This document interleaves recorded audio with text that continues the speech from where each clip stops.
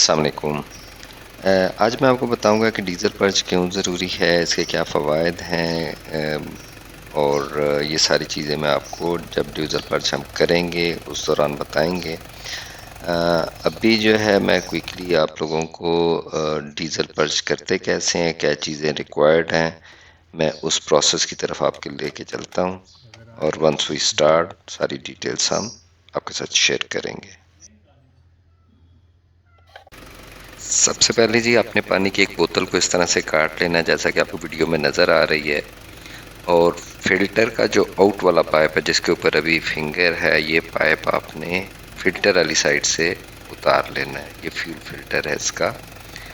और फिर आपने लोकेट करना है 1 kz जो पंप है उसका आउट वाला पाइप जो है, ये जिस पे फिंगर है इस टाइम, ये इसके आउट वाला पाइप है। इसको आपने उतार लेना है जो टैंक वाली साइड पे जा रहा है उस साइड से, ताकि यही पाइप जो है वो आप यूज़ कर सकेंगे। ये आप देखें, ये रिटर्न वाला पाइप है, ये हमने इसके ऊपर से उतार लिया है और आइडेंटिफाई अब इसको इजीली कर सकेंगे।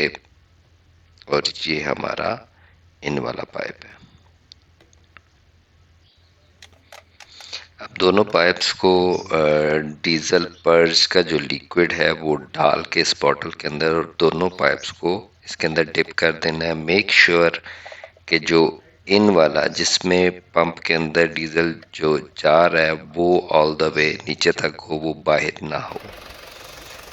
गाड़ी को स्टार्ट कर दें और let the engine consume all the liquid जो आपने उसके अंदर डाला है।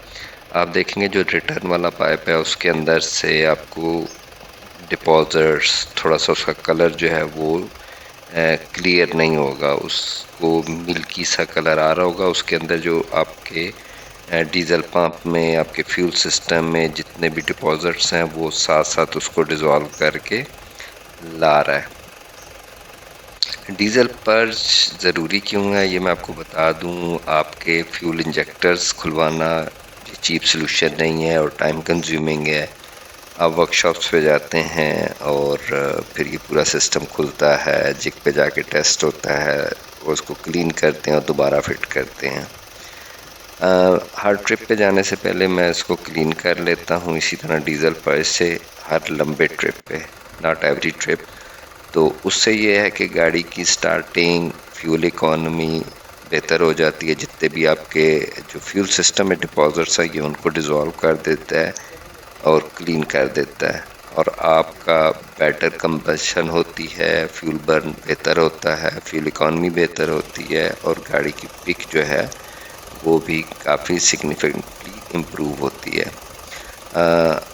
अभी आप देखें कि इंजन गाड़ी का थोड़ा सा जो स्टार्ट है वो वेव कर रहा है, बिल्कुल स्मूथ नहीं है।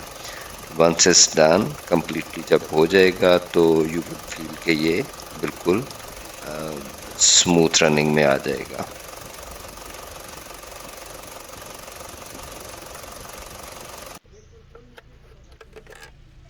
ये सब जो लिक्विड था वो सब कंज्यूम हो गया, और अब हम इसके जो पाइप्स हैं वो वापस लगाएंगे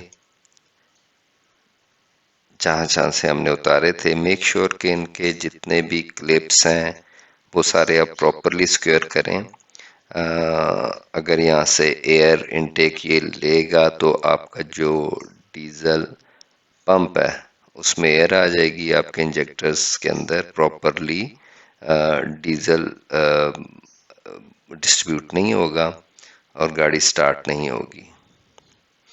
अब हम इसका ये आउट वाला पाइप लगा रहे हैं। ये इसकी जो इसके ऊपर जो प्रोटेक्टिव जो स्लीव लगी होती है वो फटी हुई है, बट ये मैं मार्केट से ला के तो इसको करेंगे।